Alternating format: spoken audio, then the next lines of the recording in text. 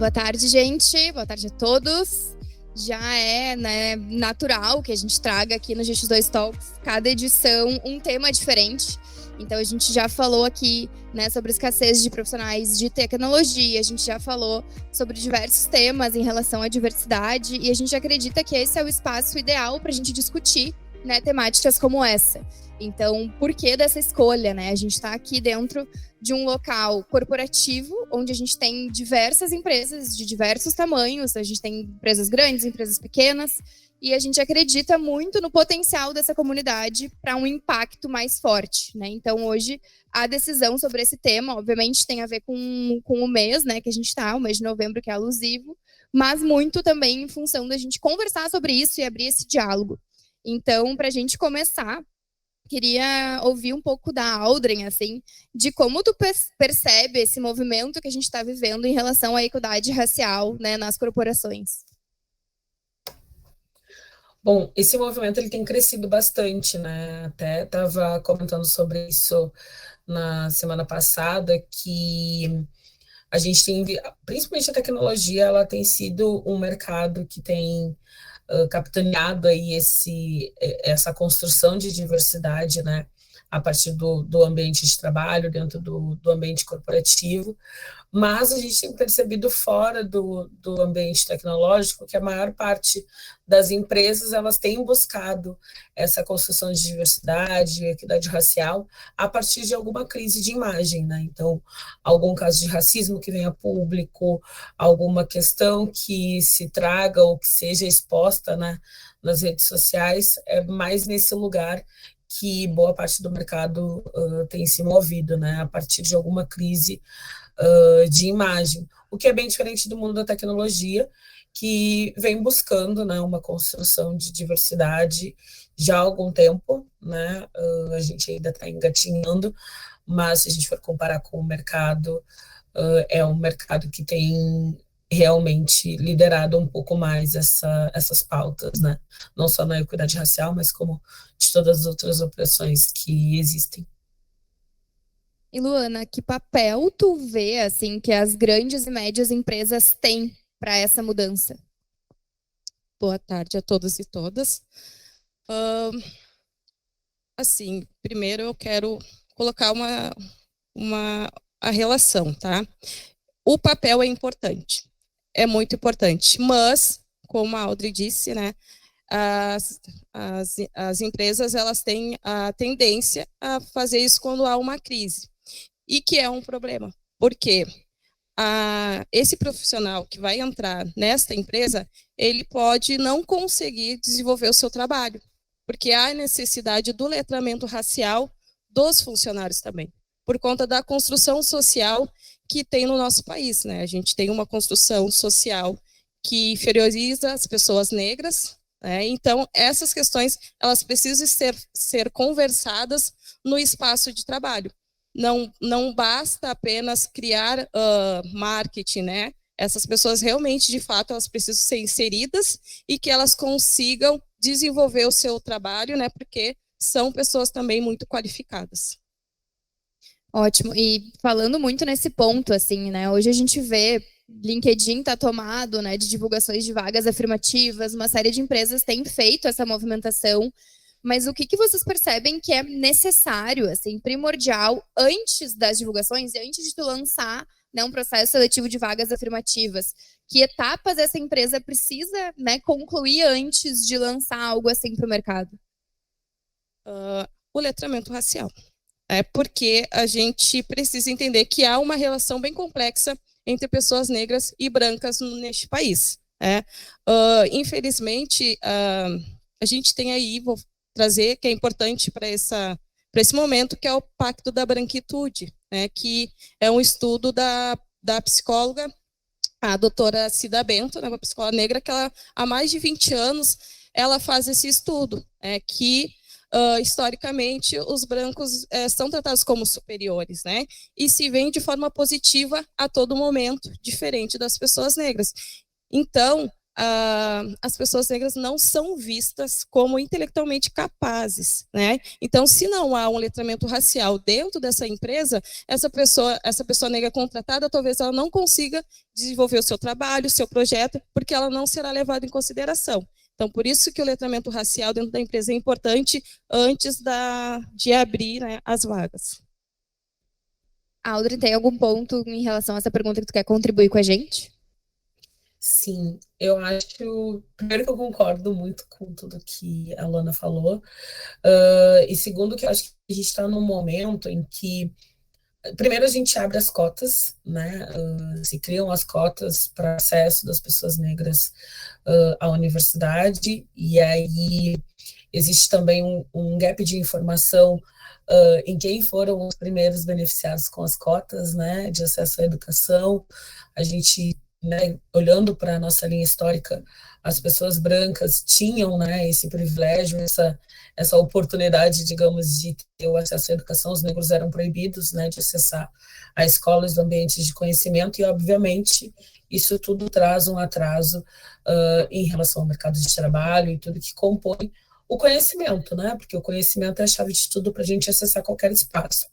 E aí, quando a gente fala de processo seletivo intencional, muitas empresas, elas pensam que é só abrir as vagas, né? Então, vamos lá, vamos abrir essas vagas aqui, vamos mostrar que a gente também quer ser diverso e também que a gente quer estar nessa luta da equidade racial.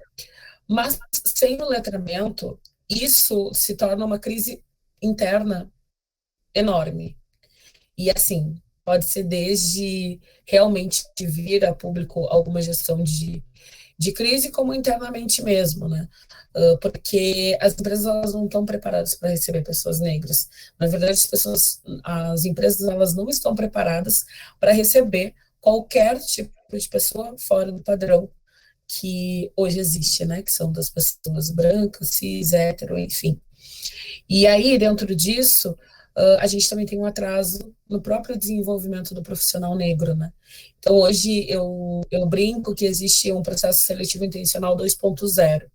O 1.0 é aquele que a gente abre as vagas e fala que está contratando pessoas negras, e o 2.0 é quando a gente realmente olha para dentro, né, da nossa cultura, do que a empresa está sendo construída, para realmente conseguir propor um processo seletivo intencional, onde as pessoas não só adentrem o mercado de trabalho, mas que realmente elas sejam desenvolvidas, né, porque a gente parte do suposto que é só dar a oportunidade que a pessoa se vira. Mas, na verdade, quando a gente está falando, por exemplo, do mercado de tecnologia, essa pessoa ela precisa saber inglês, essa pessoa precisa de acesso aos últimos equipamentos de tecnologia, saber as últimas linguagens que estão acontecendo para conseguir o seu desenvolvimento. E isso também, né, se reflete e acaba acontecendo nas outras áreas. Então, eu acho muito importante que as empresas, antes de abrir processo seletivo, elas consigam fazer aquele raio-x interno do que elas faltam, né? Eu sempre falo para as empresas que entram em contato com a gente para fazerem um perfil, né? Fazerem um censo. Quem é que está faltando aqui? Quem é que a gente precisa colocar aqui? Então, se a gente precisa colocar mais pessoas negras, vamos entender um pouco mais sobre o racismo, vamos entender um pouco mais sobre quais são os impactos dele na nossa sociedade, para realmente conseguir fazer com que essa oportunidade seja realmente uma oportunidade e não vire um cenário de opressão para quem entrar dentro da empresa. Ótimo. Um ponto que eu gostaria que vocês explicassem, até eu não sei se todo mundo da plateia sabe o que é, mas depois, né, a gente vai ter pessoas online, mas o que envolve o letramento? Bom, o que envolve o letramento, né, hoje eu participo do programa de educação antirracista do governo do estado, né, da Secretaria de Educação, com outras colegas, e nós fazemos a formação, produzimos, né, a formação para dar letramento racial para as equipes da SEDUC, para os professores, né, agora esse dia 21 saiu o curso online. Então, neste letramento racial, a gente explica a diferença entre raça, na construção social, porque a gente, né, isso daí não há questionamento que somos todos seres humanos, mas socialmente somos divididos e tratados diferente. Então, a gente traz isso dentro do curso, né, que é a diferença entre racismo, preconceito, discriminação. A gente traz também a branquitude, né, que é a relação entre... A gente faz uma reflexão, na verdade, sobre o conceito de branquitude, que é essa relação entre o negro e os brancos, e qual é o papel das pessoas brancas na luta contra o racismo, né? E também que as pessoas brancas reflitam, né, sobre os seus privilégios, né, que são privilégios históricos. Então, a gente também traz um pouco da construção social do Brasil. A gente traz também o projeto de branqueamento, que muitos não conhecem, né? O que é o projeto de branqueamento, quais são as consequências dele na atualidade, né? Que uma delas está muito relacionada ao mercado de trabalho. Então, esse seria o letramento racial, né? São essas questões que a gente traz dentro do curso. Ótimo. Voltando ali naquele ponto, né, que a Aldrin trouxe antes em relação ao censo dentro das empresas. Que tipos de ações, assim, tu vê, Aldrin, que são possíveis serem feitas após um censo, né? Após esse levantamento de informações que a gente sabe que são também informações sensíveis, né? Mas como trabalhar elas dentro de uma organização? Não, eu sempre falo com as empresas que entram em contato, assim, que querem iniciar essa construção, que o censo ele é o ponto de partida, né? Ele é realmente tu entender quem tu é, é o reflexo da empresa, é um espelho da empresa, né? E para começar isso é muito importante, porque tem muitas empresas que ainda são apegadas às leis que existiam, né? E elas existiam realmente para assegurar que as pessoas negras e as pessoas fora do padrão, né, conseguissem acessar o mercado de trabalho. Então, né, não colocar idade, não colocar raça, porque isso acontecia há nem 20 anos atrás, né? E se a gente ainda for procurar, ainda existem pessoas colocando vagas dizendo que querem pessoas, que não querem pessoas negras, que não querem pessoas velhas, né? Enfim. E daí é importante dizer, né, que quando as pessoas falam pessoas velhas, são as pessoas 60 a mais, né? Que hoje o mercado olha como pessoas velhas, mas são pessoas bem ativas no mercado. E dentro disso, a gente olha para essa desconstrução do censo, né? O censo ele vem para desconstruir isso. Ele vem para te mostrar realmente qual é a cara da empresa, se ela é branca, se ela é masculina, né? Se ela tem ausência de pessoas com deficiência, se ela tem ausência de pessoas negras. E dentro disso, a gente vai trabalhando ações que possam ser sendo feitas, né, dentro da estratégia e do tempo da empresa, porque isso é muito importante. Tem muita empresa que olha para uma outra empresa de tecnologia, para uma outra empresa do mercado e pensa assim, quero ser ela. Mas é muito importante que as empresas entendam que a gente tem culturas diferentes, né? É como se as empresas fossem realmente seres humanos. A gente tem personalidades diferentes, origens diferentes, formas de pensar diferentes, formas de atuar profissionalmente diferentes, e as empresas não fogem dessa equação, né? As empresas, elas têm culturas diferentes e elas precisam entender como dentro da cultura delas, elas conseguem reconstruir, né? Porque Giovanna Eliodoro, que no Instagram tá como a Trans Preta, ela fala muito que ela não acredita muito em desconstrução, né? Porque tudo que a gente aprendeu fica no nosso, na nossa mente, né? No nosso subconsciente, no nosso inconsciente. Então, ela acredita muito na reconstrução, que é o poder que tu tem de identificar algo que tu aprendeu que era errado, né? E ressignificar isso e corrigir isso. Então, a gente olhar para a cultura da empresa e conseguir reconstruí-la exige muito letramento, muito treinamento. É importante também que a gestão das empresas, né, estejam junto disso, porque, com certeza, se os gestores, desde o alto escalão até o baixo escalão de gestores, não estiverem envolvidos nessa reconstrução, é muito difícil conseguir fazer algum tipo de construção realmente sincera sobre diversidade e equidade, sabe?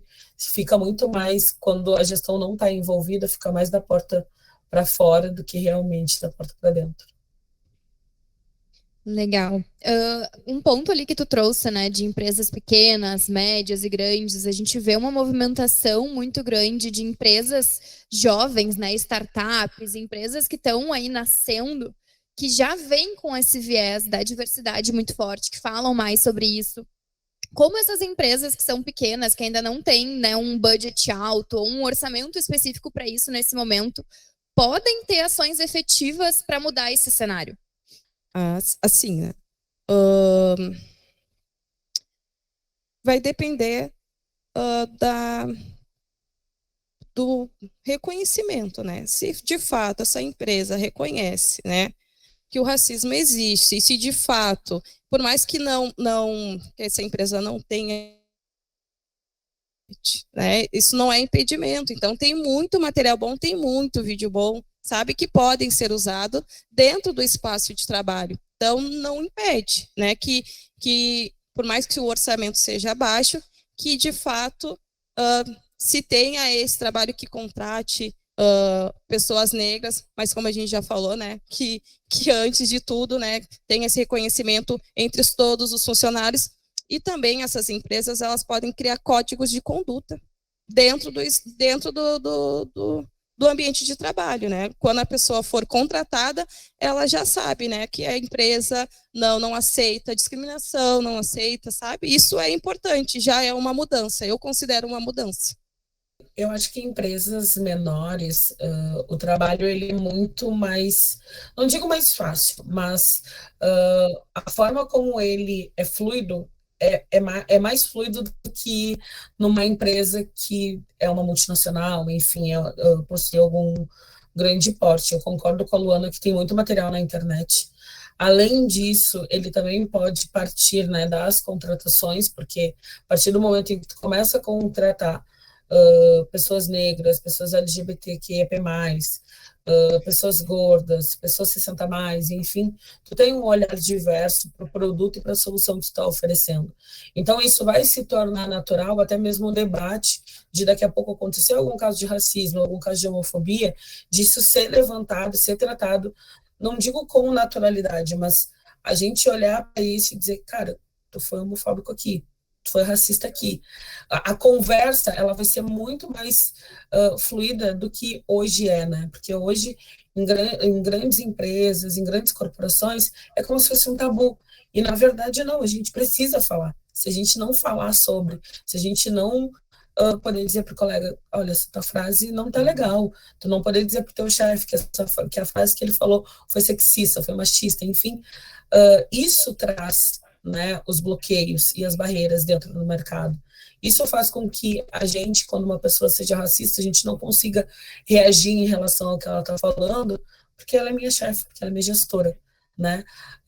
Então, quando as empresas são menores, eu acredito que o trabalho ele seja mais fácil de ser implementado e de ser naturalizado as discussões e as falas em relação às opressões existentes, sabe? Diferente do que acontece nas grandes corporações, que é muito mais difícil, porque aí a gente está falando também de empresas que estão há muitos anos no mercado e que eu brinco que normalmente são os nossos pais ou avós, né? Que são aquelas pessoas que estão realmente tendo que reaprender o que não falar, o que não dizer, e muitas vezes acreditam que o que está falando é certo e fecham os olhos para isso, sabe?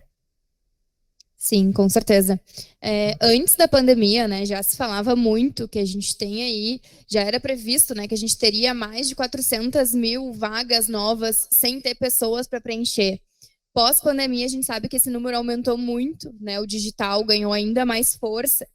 E, em contrapartida, existem milhares de pessoas que estão buscando sua primeira oportunidade. Queria ouvir de vocês, assim, que potência vocês percebem que traz para as empresas, né, ter um recorte racial dentro da sua empresa, ter uma diversidade maior, e aqui expandindo, né, não só em relação a pessoas negras, mas como a Aldrin trouxe, né, pessoas trans, pessoas gordas, pessoas, né, diversas como um todo. Que potência isso traz para a empresa também? A gente sabe que empresas que investem em equidade, elas se valorizam no mercado, né? Então, isso valoriza mais a empresa, né? Traz essa valorização para dentro da empresa, trazer essas pessoas, né?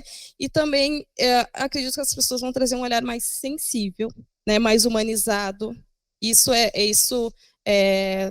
traz o diferencial para dentro da empresa, trazer essas pessoas, né, contratá-las E também tem a questão, assim, ó, mais em relação às mulheres negras, né? A questão que mulheres negras ainda são a base da pirâmide econômica deste país, né? Estão numa situação aí bem preocupante. Então, é muito importante contratá-las, né? Mulheres, homens, mulheres gordas, como a Audrey falou. Então, é muito, muito importante, né? Trazê-las. E também vai ocorrer uma transformação nessa empresa, com certeza, com esse olhar, né? Com a qualidade que essas pessoas vão trazer. E esse impacto também eu percebo que ele vai para além da corporação, né? Esse impacto ele vai na vida desses colaboradores, ele vai obviamente na família dessa pessoa que foi contratada e que teve essa oportunidade. A gente sabe que hoje o mercado de tecnologia é um mercado que ele tem um crescimento muito exponencial, né? Então tu consegue realmente crescer dentro da área e isso transforma, né, uma família. Então, acho que também esse é um ponto, assim, que eu vejo como muito relevante, né? A gente, óbvio, as empresas, elas vão buscar lucros e vão, né, ter decisões muito em relação a isso, mas esse impacto que gera para além do ambiente dessa empresa também é muito bacana, né? Acho que uma coisa importante, por que eu falo sempre de outras diversidades, né? Porque normalmente quando a gente fala sobre pessoas negras, a gente esquece que dentro da população negra tem LGBTQIA+, tem pessoas gordas, tem pessoas 60 a mais. É como se, quando a gente falasse de diversidade, a gente necessariamente tivesse que colocar cada um no seu quadradinho, sabe? E aí parece que as pessoas com deficiência, não existe pessoa com deficiência negra, sabe? Então, por isso que eu gosto sempre de trazer as outras diversidades, porque a gente tem aqui também uma parcela da população que é atravessada por outras, né, opressões e que a gente acaba escanteando quando a gente fala só da equidade racial, porque normalmente fazem isso, né, esquecem de colocar essas pessoas também, pessoas negras que também são atravessadas por outras opressões, assim. Quando a gente fala sobre empresas, necessariamente, eu acho que uma das coisas mais importantes é a solução, né? A solução ela é muito mais completa quando tem um time diverso e plural. E aí, por que eu trago a pluralidade aqui? Porque normalmente, quando a gente. Eu e Luana somos mulheres negras. Não necessariamente por ser mulheres negras que a gente tem os mesmos gostos, que a gente tem as mesmas crenças, que a gente fala sobre as mesmas coisas. Nós somos pessoas diferentes, nós somos indivíduos diferentes. E isso é muito importante, porque as pessoas, quando falam de diversidade, também querem colocar nesse grupinho. Querem falar de mulher, mulher pensa tudo igual. Eu quero falar sobre pessoas com deficiência, pensa tudo igual, age tudo igual. E não é assim, né? É totalmente diferente disso. Então, quando a gente está falando sobre contratação de pessoas dos grupos ditos minoritários, a gente também está falando de solução mais inovadoras e mais completas. Por quê? Eu estou olhando para vocês, eu sei que a sociedade, assim, como olhando para mim, né, ela não me vê como uma pessoa gorda. Em nenhum momento, quando eu sentei na cadeira em que eu estou, que eu comprei ela na internet, enfim, eu tive a dúvida, eu tive medo de sentar nela, ou receio. Diferente de uma pessoa gorda, que se ela entrasse, aí o espaço de vocês não sentassem na minha cadeira, ela ia pensar nisso. Da mesma forma que uma pessoa trans, quando chega em algum lugar, ela vai olhar para o banheiro, ela não vai saber se ela pode realmente entrar no banheiro feminino ou no banheiro masculino sem sofrer qualquer tipo de opressão. Então, esses dois exemplos, eles são para dizer que se a gente tem uma pessoa gorda, né, no desenvolvimento de uma cadeira, ela vai pensar no peso de pessoas que a sociedade olha e dizem que são gordas, né? Quando a gente está falando de um bar ou de um estabelecimento comercial, talvez valha a pena colocar um banheiro unissex para que não haja esse constrangimento das pessoas trans. Isso eu estou falando de coisas muito do dia a dia que a gente não lembra. Imagina as tecnologias que a gente está criando. Acho que talvez tenha outras pessoas negras, não estou conseguindo ver a plateia aqui, mas eu já tive dificuldade de fazer o reconhecimento facial do meu banco, né? Quando ele pede a foto lá, e daí fica 500 vezes colocando o rosto na maldita daquela bolinha para ele reconhecer e tirar a foto, e aí tu coloca num ambiente mais claro. Isso a gente está falando sobre tecnologia, isso a gente está falando sobre produção tecnológica. E quem é que criou isso? foram pessoas negras, sabe? Que vão saber que talvez a câmera a funcionalidade do aplicativo teria que ter algum reconhecimento melhor de um pigmento mais escuro. Então, é isso que eu acho que as empresas precisam pensar, né? Que hoje talvez elas não pensem, porque muitas pessoas creem que a população negra não consome, né? E, na verdade, a gente movimenta 1,7 trilhões de reais por ano. E o que seria isso, né, de injeção na economia do jeito que a gente está, né? Nem vou entrar em questões de governo, mas das questões econômicas que a gente está e que a gente movimenta, né, economia e que a gente não é considerado como consumidor na hora da produção de produtos e serviços, sabe? Então, eu acho que isso que as empresas precisam olhar com mais atenção, assim, na hora de contratar pessoas dos grupos ditos minoritários. Perfeito, excelente ponto. Queria abrir para perguntas da plateia. Alguém tem dúvidas? Algo que queira acrescentar? Temos uma dúvida.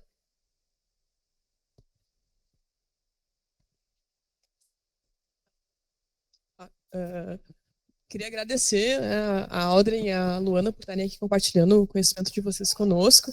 A minha dúvida é mais em relação a como conseguir mais aliados para a causa de diversidade e inclusão dentro das empresas, né?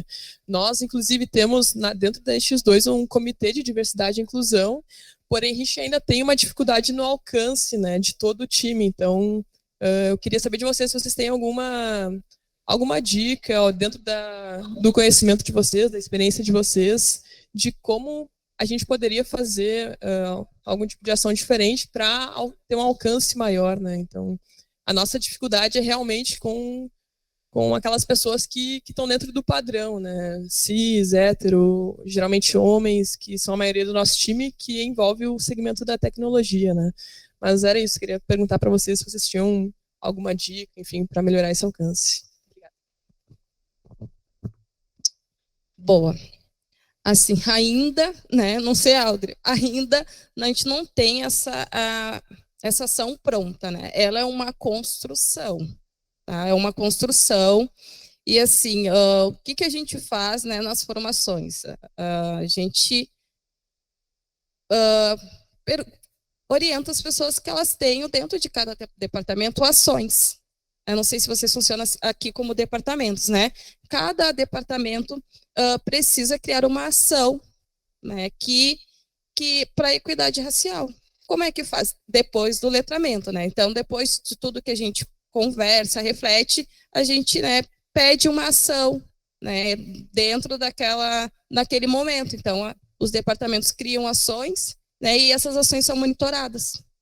Então, talvez seja um caminho, né? Mas, assim, pronto, não temos ainda, não tem, porque, como a gente conversou aqui, a nossa sociedade é muito diversa, pensam diferente, mas, né, não impede que daqui a pouquinho construa, né, que há uma construção, né, que todos construam um projeto que vise a equidade racial.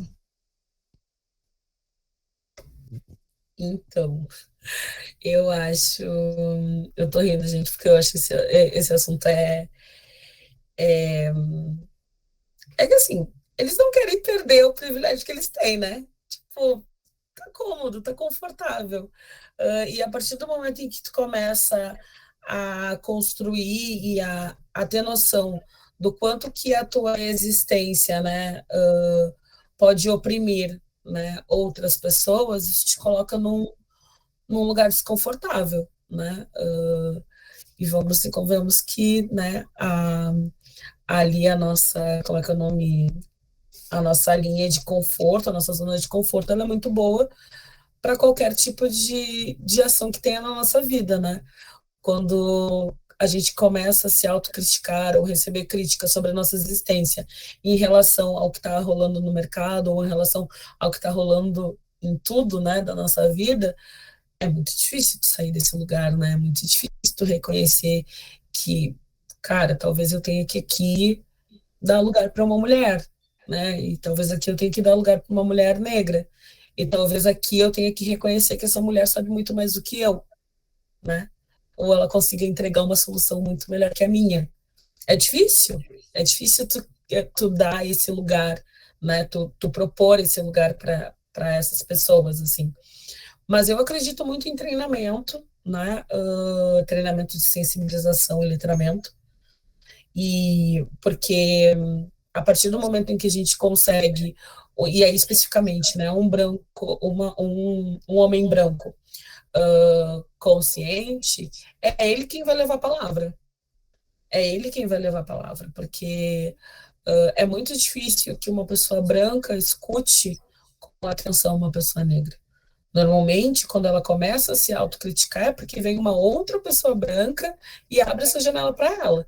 E a mesma coisa acontece quando a gente está falando de homens, quando a gente está falando de pessoas sem deficiência, quando a gente está falando de pessoas que não são reconhecidas pela sociedade como pessoas gordas. Então, isso é muito difícil.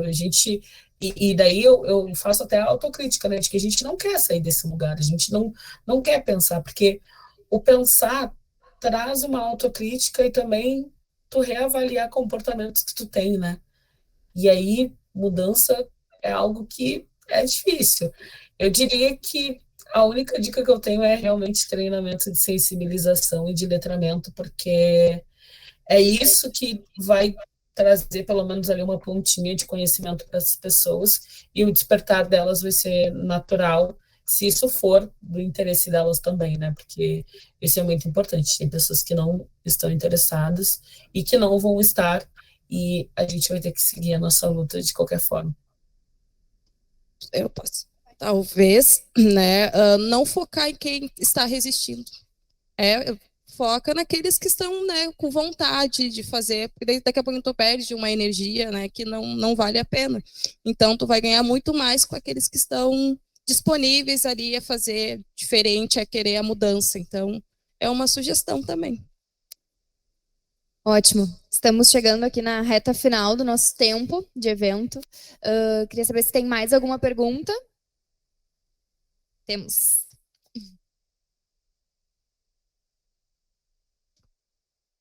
Oi, gurias. Muito legal o que vocês estão trazendo aqui para nós, né? Eu tenho uma curiosidade, ao longo do tempo que vocês devem ter estudado isso, conversado bastante. As gerações atuais, elas são muito mais abertas para essa discussão, eu concordo com vocês, né? Não há dúvida, a gente vê.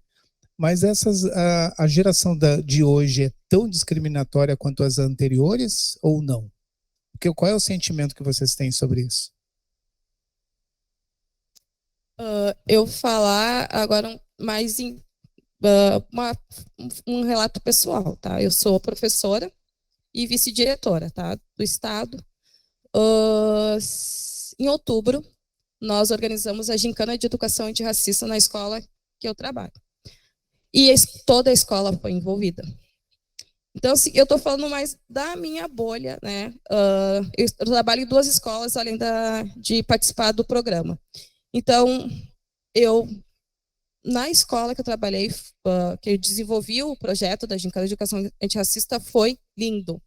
Os jovens, eles são, né, eles não têm essa questão discriminatória, assim, igual as pessoas mais velhas, mas a gente tem que entender o contexto social que essas pessoas viviam, né, que é muito mais difícil.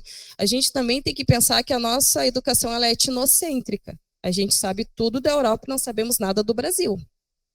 Então a gente conhece, mas a gente não conhece as sabedorias dos povos originários, né, dos indígenas, a gente não sabe das tecnologias que já eram desenvolvidas no continente africano por determinadas etnias. Então, é difícil, né, para essas pessoas, né, que estavam em uma outra época histórica. Né, claro que a gente conversa, mas também a gente precisa entender. Já os jovens, eles têm muito acessos, né? Hoje a mídia, ela contribui. Hoje a mídia contribui muito, né? E traz muita informação em relação a racismo, né? Então eles têm mais acessos do que antigamente a gente havia aí o mito da democracia racial, né? Que negros e brancos conviviam muito bem e que não havia racismo no Brasil. né? Então, dá para entender, né, que porque as pessoas mais velhas, né, têm essa resistência. Claro que a gente conversa, né, mas a gente sabe que há um limite, tá? E eu trabalho também em outra escola, que eu sempre conto essa história, acho muito engraçado que eu fiz toda essa, trouxe a construção social do Brasil, falando sobre negros, indígenas. Aí uma colega falou, falou assim, fiz uma indiada. Daí eu troquei o período com ela. Os alunos vieram, Sora, ela acredita que ela falou isso, não sei o que, sabe? E eles têm eles conseguem captar mais rápido e corrigir. Né? Então, o potencial sim está, o potencial para mudança está nos jovens. E eles também têm aquela coisa assim de corrigir. Né? Claro, da maneira deles, assim, porque são engraçados, né? E a pessoa até acaba aceitando. Então, essa é a minha contribuição.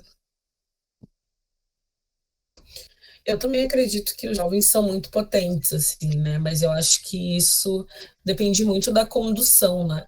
E aí, quando a gente olha para pessoas e profissionais como a Luana, que estão aí na ponta, né?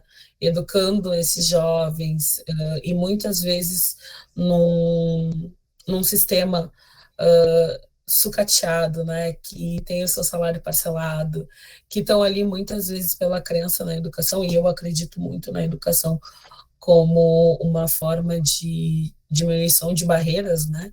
Dessas barreiras sociais.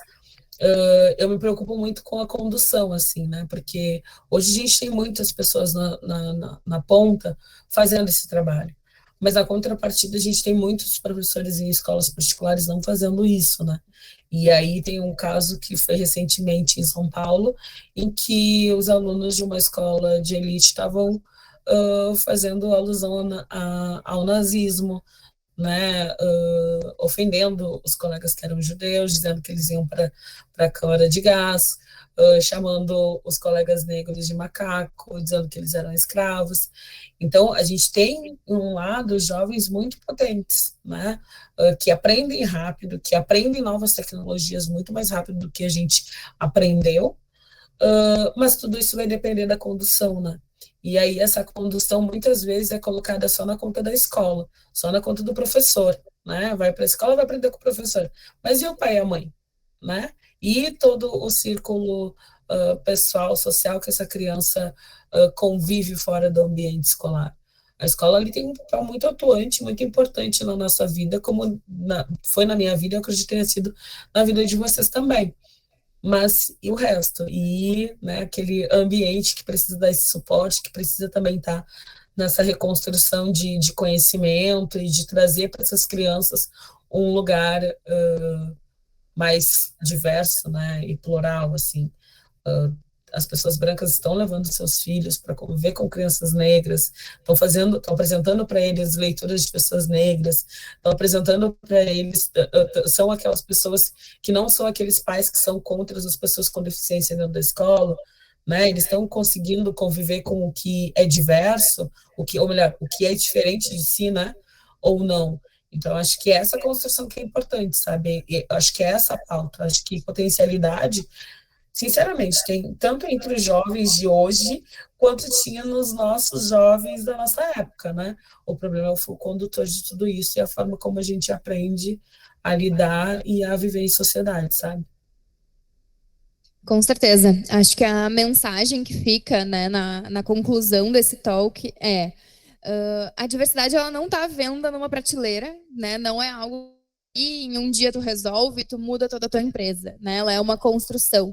Então, acredito muito nisso. Acho que esse local onde a gente está, né, dentro do Instituto Caldeira, é um local muito potência para que isso aconteça, né? Como a gente falou lá no início, a gente está aqui dentro com empresas que têm um poder real de transformação. Então, acho que a gente está localizado nesse ambiente mesmo, que é muito potencial. Então, queria deixar essa mensagem de conclusão. Quero agradecer especialmente a Aldrin e a Luana por terem topado o nosso convite e estarem aqui, né, dispostas a conversar sobre a temática. E agradecer a todo mundo que está na plateia também, quem vai assistir depois online. E finalizamos mais uma edição do nosso GX2 Talks.